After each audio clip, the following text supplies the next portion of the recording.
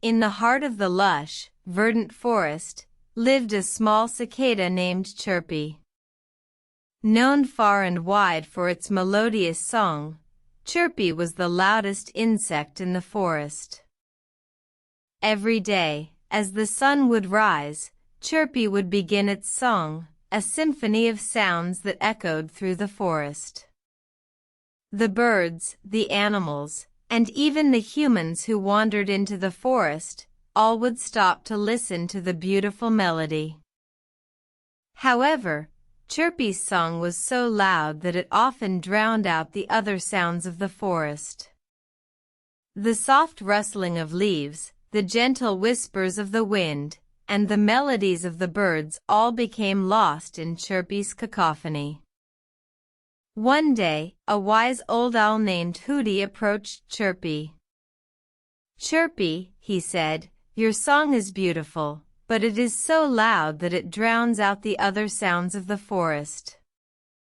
Have you considered the impact of your song on the harmony of the forest?" Chirpy, feeling a pang of guilt, pondered Hooty's words. He loved his song, but he also loved the forest and the music it created. He decided to take Hooty's advice and began to sing a little softer.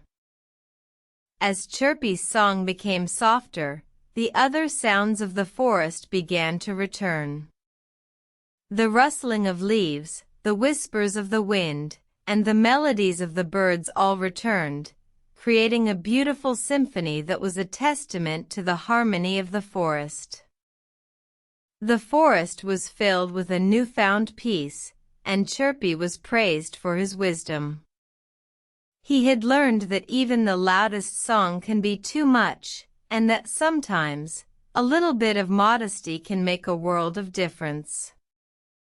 And so, Chirpy continued to sing, but he sang softly, allowing the other sounds of the forest to be heard.